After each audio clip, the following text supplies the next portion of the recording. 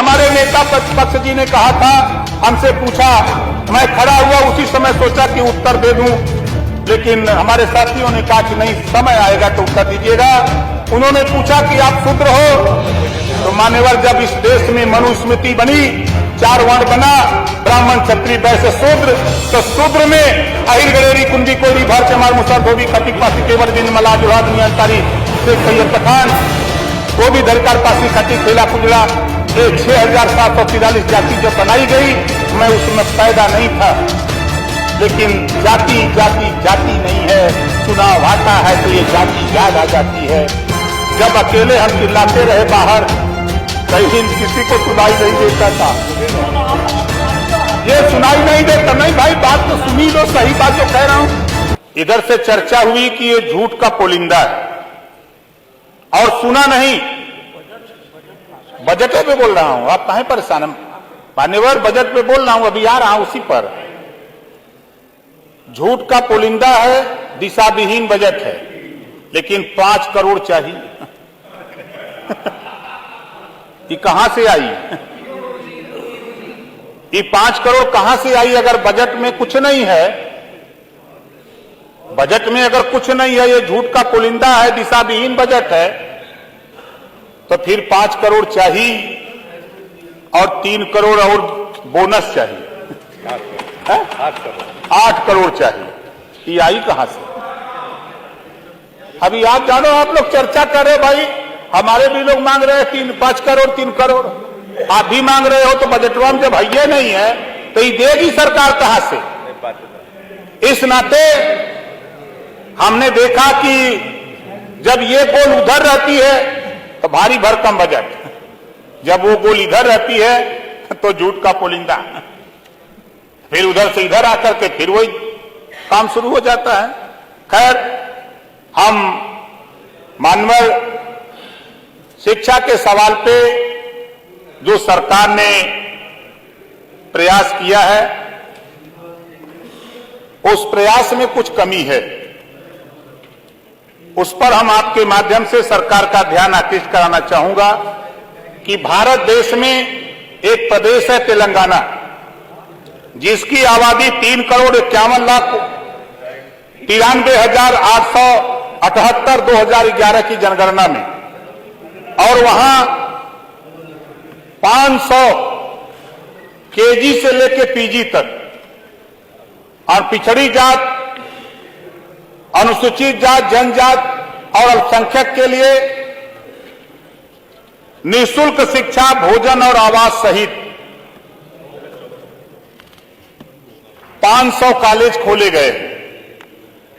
लेकिन इधर की भी हमारे अभी नेता प्रतिपक्ष बहुत विकास किए हैं, अच्छी बात है, विकास किया है, हम भी स्वीकार करते हैं। लेकिन शिक्षा के सवाल पे जिस जाति की बात आई है, जाति है कि जाति जाति नहीं, और चुनाव आता है तो जाति याद आ जाती है। वाह वाह वाह, क्या बात, बहुत बढ़िया।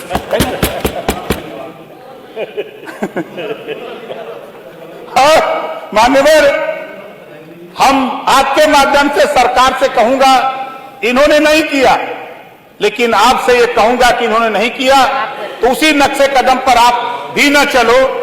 आप कम से कम तेलंगाना में एक प्रतिनिधि आप भेज करके वहां से पता करा लीजिए, आखिर में वो स्टेट इस तरह की व्यवस्था कैसे दे रहा है, उस व्यवस्था को यहां ला करके शिक्षा जब तक समाज में नहीं होगी तब तक ना प्रदेश तरक्की करेगा ना देश तरक्की करेगा।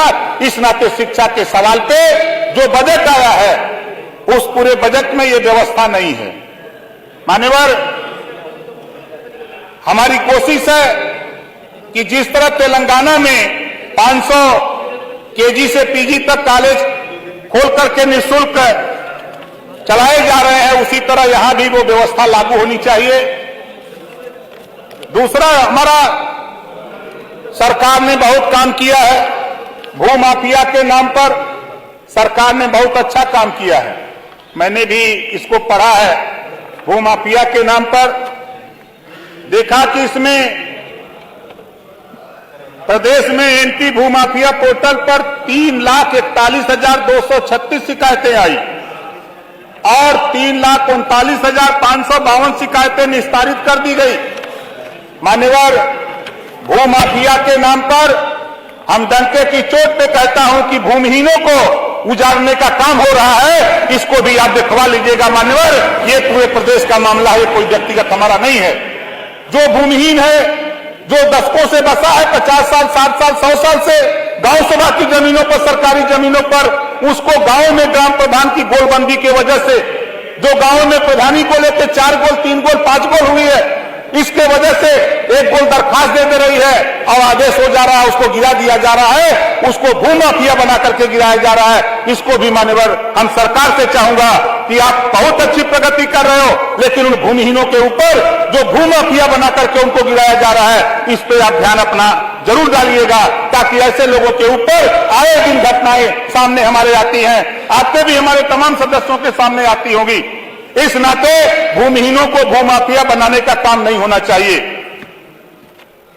आगे हम चलते हैं। महिला हमने अब जोड़ा तो काफी बजट तो दिया है सरकार ने, लेकिन अब हम क्या कहें, आधी आबादी लोग कहते हैं, हम भी कहते हैं आधी आबादी है, लेकिन बजट तो बहुत लंबा है। लेकिन पूरे लंबा बजट में महिलाओं के विकास के लिए जहां आधी आबादी है, वहां 5,895 ही करोड़ सभी मदों में महिलाओं के लिए आपने दिया है। आधी आबादी को आपने बजट दिया। इस नाते महिलाओं के संबंध में मैं कहना चाहूंगा, मान्यवर, आधी आबादी है तो नौकरियों में इनको जब देश की सर्वोच्च कुर्सी पर राष्ट्रपति, प्रधानमंत्री की कुर्सी पर राष्ट्रपति, मुख्यमंत्री की कुर्सी पर राष्ट्रपति, डीएम की कुर्सी पर राष्ट्रपति सुशोभित कर सकती है और फाइटर प्लेन चला सकती है, तो महिलाओं को आप नौकरियों में 50% रिजर्वेशन कर दिया जाए, इनको कहीं जाने की किसी को जरूरत नहीं पड़ेगी, अपनी ये सुरक्षा खुद कर लेंगी। जिस सुरक्षा की बात हम उनकी चर्चा करते हैं, आज उठा करके देखिए शिक्षण संस्थाओं में आधी आबादी अगर महिलाओं की है, तो चाहे प्राइवेट हो चाहे सरकारी हो, आधी सीटें प्राइवेट हो चाहे सरकारी हो, वहां सीटें सुरक्षित कर दिया जाए महिलाओं को। इनको निःशुल्क पढ़ा करके, व्यवस्था देकर के इनको आगे बढ़ाने का काम किया जाए। हम इनको सुरक्षा की बात करते हैं, 75 साल बीत गए तो उस 75 साल से महिलाओं के विकास की ही बात करते हैं, इनको सुरक्षा की बात करते हैं। लोकसभा विधानसभा में ये मामला यहाँ का नहीं है, लेकिन हम चाहूंगा आपके माध्यम से मान्यवर प्रदेश सरकार से चाहूंगा कि लोकसभा विधानसभा में भी यहां से एक पत्र जाए कि महिलाओं को भी 50% सीटें आरक्षित कर दिया जाए, ताकि वो अपनी लड़ाई खुद लड़ सके, किसी के भरोसे न रहें। आगे मान्यवर, सरकार ने एक्सप्रेसवे बनाया। इस एक्सप्रेसवे में एक पूर्वांचल का आता है, उसका भी हम आनंद लेते हैं। हमारे विधायक जी हैं, बलिया से भी लेते हैं, अंबेडकर नगर के हैं, ये भी लेते हैं, मऊ के लेते हैं, सटे हुए कई जिलों के लोग लेते हैं। अब इधर जब हम जाते हैं कार्यक्रम करने के लिए तो अखिलेश जी बनाए हैं आगरा एक्सप्रेसवे, उसका भी आनंद लेते हैं।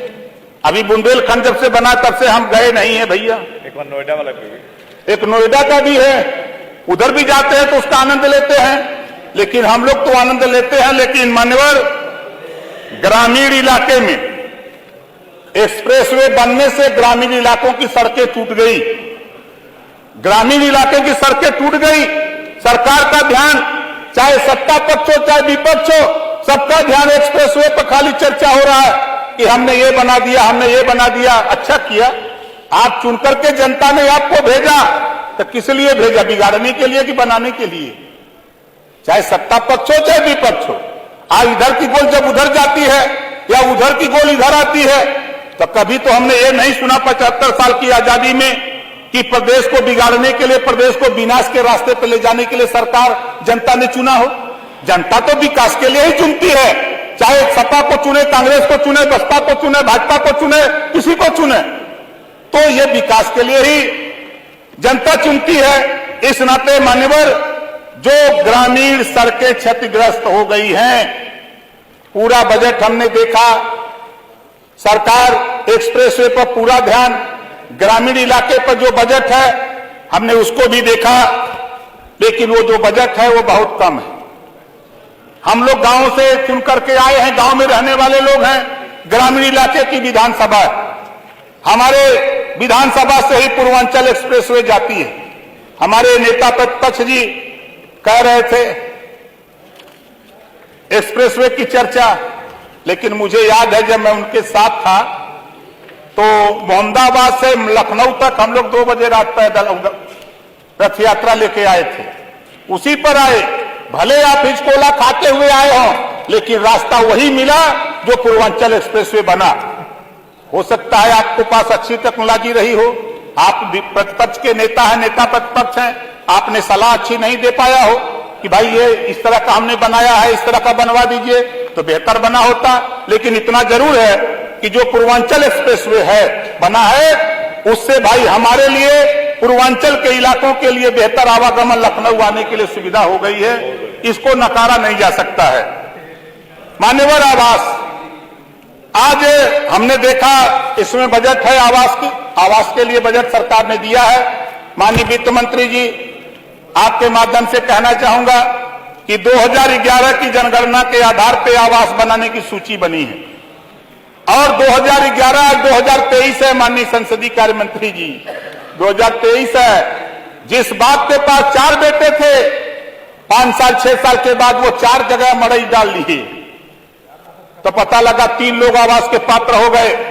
आज भी गांव में 5, 6, 10, 12 ऐसे बेचारे हैं जो नेताओं के फ्लैक्स डाल करके आज अपना जीवन निर्वाहन कर रहे हैं। इस नाते मान्यवर, आपके माध्यम से हम माननीय संसदीय कार्य मंत्री से कहूंगा कि 2011 की जो जनगणना है उसके बाद आज परिस्थिति बदली है, इसमें बदलाव की जरूरत है। आज गांव में सर्वे करा लीजिए, जो वास्तव में पात्र है उसको आवास देने का काम करिए। आप बहुत आवास दिए हो, ऐसा मैं नहीं कहता, ये सरकार थी कि इन्होंने भी आवास दिया, आप आए तो आपने आवास देने का काम कर रहे। ये कोई नई बात नहीं है, ये तो अनवरत एक प्रक्रिया है। और मान्यवर, पिछड़ी जाति की बेटी की शादी, बड़ी विसंगति है माननीय मंत्री जी, बड़ी विसंगति है। मैं आपका ध्यान मान्यवर, आपके माध्यम से माननीय मंत्री जी बैठे हैं, इनका ध्यान आकृष्ट कराना चाहूंगा कि आपने पिछड़े वर्ग के पुत्रियों की शादी अनुदान की राशि 150 करोड़ दिया है। बेशक आपने पिछले बजट से बढ़ाया है, हम इसका स्वागत करते हैं।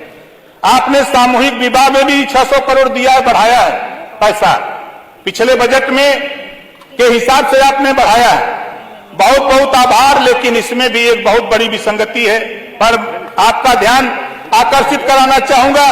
पिछड़ा वर्ग विभाग द्वारा एक विभाग बना है जिसकी आबादी 52% पिछड़ों की, और पिछड़ों की बेटियों की शादी के लिए मात्र 20,000।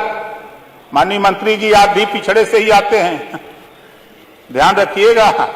ये जो मैं कह रहा हूं ये विसंगति है। 20,000 रुपया पिछड़ी जाति की बेटी की शादी में, ये महंगाई के समय में ऊंट के मुंह में जीरा है मान्यवर, ऊंट के मुंह में जीरा है। इस नाते वहीं जब सामूहिक विवाह होता है तो आप 35,000 नगद देते हैं, 10,000 का सामान देते हैं और आयोजन में खर्च आप भी करते हैं, और श्रम विभाग से 50,000 रुपया आप शादी अनुदान देते हैं, तो 50,000 से ज्यादा देते हैं। इस नाते आज जो समय है, हम आपसे कहूंगा कि अब वो समय आ गया है कि जो 20,000 से बढ़ा करके उसको, जो सामूहिक विवाह में जो आप 50,000 टारगेट रखे हैं, लक्ष्य रखे हैं, और श्रम विभाग में जो 50,000 रखे हैं, वही पिछड़ी जाति की बेटी की शादी में भी 50,000 रुपया करने का वो समय आ गया है। और मान्यवर, मैं आपके माध्यम से सदन का ध्यान आकर्षित कराना चाहूंगा कि आपके कई विभाग अनेक योजनाएं चलाते हैं, जैसे विधवा पेंशन, पारिवारिक लाभ, वृद्धा पेंशन। पिछड़े वर्ग के लोग कभी नहीं जान पाते कि उनके वर्ग के विकास कितने लोग लाभान्वित हुए। अनुरोध है कि जब पिछड़ा वर्ग विभाग बना हुआ है तो सिर्फ पिछड़े वर्ग के कल्याण के लिए बना है, तो ये सभी योजनाएं एक जगह से चलाने पर पिछड़े समुदाय को आसानी होगी, उसका सभी काम एक ऑफिस में होगा, समुदाय में अच्छा मैसेज भी जाएगा कि सरकार उन पर इतनी धनराशि खर्च कर रही है। लेकिन दुर्भाग्य है कि एक देश एक राशन कार्ड, एक देश एक राशन कार्ड बनाने के लिए सरकार पहल कर रही है, एक देश एक टैक्स लेने की सरकार बात कर रही है। तो मान्यवर, मैं आपके माध्यम से सरकार का ध्यान आकृष्ट कराऊंगा कि बजट में व्यवस्था तो नहीं है, लेकिन एक देश एक शिक्षा लागू करने के लिए बजट में जो भी व्यवस्था है, उस व्यवस्था के तहत जो तेलंगाना का जो मामला है उस तेलंगाना से सीख लेकर के एक नई व्यवस्था उत्तर प्रदेश में कायम करने के लिए पूरे बजट में हमने देखा कि कहीं ऐसी व्यवस्था इसके लिए नहीं है मान्यवर। और आज महंगाई, पूरे बजट में महंगाई पे कैसे महंगाई कम हो, इस पे कोई पूरे बजट में कोई कहीं हमने पढ़ नहीं पाया।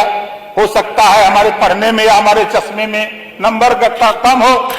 हमारे कुछ साथी कहा करते हैं कि महंगाई कहां है, लेकिन मैं टायर अपने गाड़ी में अभी 10 दिन पहले लगवाया, तो जो 5,000 में टायर लगवाया था वो 10,000 का हो गया। जो मोटरसाइकिल 50,000 की खरीदी जाती थी, आज के 4 साल पहले वो मोटरसाइकिल 1 लाख को मिल रही है मान्यवर। जो पेट्रोल डीजल, हम सब लोग डीजल भरवाते हैं, ऐसा नहीं है। हम सच्चाई को क्यों इग्नोर करते हैं, क्यों छुपाते हैं? सच्चाई को हमको कहना चाहिए, सच्चाई से लड़ना चाहिए। अगर महंगाई है तो महंगाई कैसे कम हो, इस पे सत्ता पर अपक्ष और विपक्ष दोनों को मिलकर के इस पे चिंतन करने की जरूरत है मान्यवर। ये प्रदेश के महंगाई प्रदेश हमारा व्यक्तिगत ओम प्रकाश राजभर नहीं, खाली हमारे नेताओं का सवाल नहीं, इस सदन में बैठे हुए सभी लोगों का सवाल नहीं, 25 करोड़ आबादी से इसका संबंध है महंगाई का। इस नाते महंगाई कैसे कम हो, इस पूरे बजट में हमने पढ़ा, कोई प्राविधान नहीं है कि महंगाई कैसे कम हो, कैसे गरीब जो दिहाड़ी पे मजदूरी करता है, रिक्शा चलाता है, कैसे उसको लाभ मिले। आज गेहूं जब वो आटा खरीदने जाता है, राजभर जी स्वयं देखते जाए। बेसी चला गया मान्यवर। नहीं 20 मिनट बोला है, अध्यक्ष जी तो बताए थे 15 मिनट की बात थी। उमाशंकर जी आप सर 20 कहना। ठीक है सर, जब आपका आदेश है तो कोई बात नहीं। हमारे नेता हम आखिरी बात पर आ जाते हैं, जब आपका आदेश हो गया तो हम कानून मानते हैं, हम अनुशासन में रह करके आपसे पूछ के बात करते हैं। आपकी इजाजत होगी तो मैं आगे बोलूंगा, नहीं तो मैं बंद कर दूंगा। बस खाली 2 मिनट अगर इजाजत हो। अध्यक्ष जी से मैंने कहा था 20 मिनट का टाइम दिया था। हमारे नेता प्रतिपक्ष जी ने कहा था, हमसे पूछा, मैं खड़ा हुआ उसी समय सोचा कि उत्तर दे दूं, लेकिन हमारे साथियों ने कहा कि नहीं, समय आएगा तो उत्तर दीजिएगा।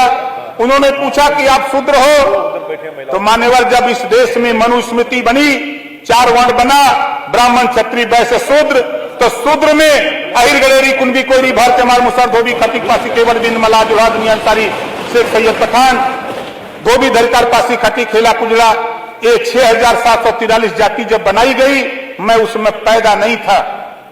लेकिन जाति जाति जाति नहीं है, चुनाव आता है तो ये जाति याद आ जाती है, ये हमने देखा है। और जाति को नकारा नहीं जा सकता है।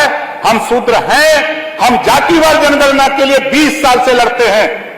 ये विपक्ष के जो हमारे प्रतिपक्ष के साथी, विपक्ष के लोग, चाहे हमारे बसपा के साथी हो, चाहे कांग्रेस के साथी हो, चाहे सपा के साथी हो, जब अकेले हम चिल्लाते रहे बाहर, कहीं किसी को सुनाई नहीं देता था। ये सुनाई नहीं देता, नहीं भाई बात तो सुनी लो, सही बात जो कह रहा हूं। लेकिन उस समय बहुजन समाज पार्टी को थोड़ा सुनाई दिया, थोड़ी चर्चा हुई, लेकिन सपा को सुनाई नहीं दिया। कांग्रेस से सपा का गठजोड़ था, कांग्रेस से सपा का गठजोड़ था। उन्होंने प्रस्ताव दिया, इन्होंने सुना होगा, लेकिन मैं उस समय साथ में नहीं था, साथ नहीं बैठते थे, क्योंकि हम सदन से बाहर रहते थे। इस नाते जातिवार जनगणना के हम पक्षधर हैं। जब तक जातियों की गिनती नहीं होगी, तब तक मैं दावे के साथ कहता हूं, बंजारा, बहेलिया, राजभर, चौहान, बारी, बिहार, ऐसी जातियां जिनको कोई काम ही पेशा नहीं है। जैसे हमने देखा, इसमें पढ़ा विश्वकर्मा श्रम सम्मान योजना, जिसको कोई श्रम दिया ही नहीं गया तो उसको कौन सा काम देंगे भैया? तो उनको भी काम की व्यवस्था कराओ। मान्यवर, आपके माध्यम से हम सरकार का ध्यान आकृष्ट कराना चाहूंगा कि भारत को कोई काम नहीं मिला है, भारत को कोई काम नहीं मिला है, चौहान को कोई काम नहीं मिला है, बारी बिहार को कोई काम नहीं, बंजारा को कोई काम नहीं, अर्घवंशी को कोई काम नहीं, तो इनको भी कोई पेशा दिलाने का व्यवस्था बनाई जाए, ताकि ये भी अपना जीविकोपार्जन कर सके। इसी नाते हम पुनः नेताजी, जो नेता प्रतिपक्ष ने सवाल किया, उसका यही उत्तर है कि मनुस्मृति में जो वर्ण व्यवस्था बनी, उस हिसाब से हम शूद्र हैं। जो देश में जाति है, तहसीलों में जाति प्रमाण पत्र ठप्पा मार के दिया जाता है। जब तक तहसील में ठप्पा मार करके दिया जाएगा कि तुम भरो, चौहान हो, बिंदु, केवट हो, मल्लाह हो, ब्राह्मण, राजपूत, तब तक ओम प्रकाश राजभर जाति को मानता रहेगा, जाति की लड़ाई लड़ता रहेगा। धन्यवाद। इसी बात के साथ अपनी बारी को विराम देता हूं। बहुत बहुत धन्यवाद।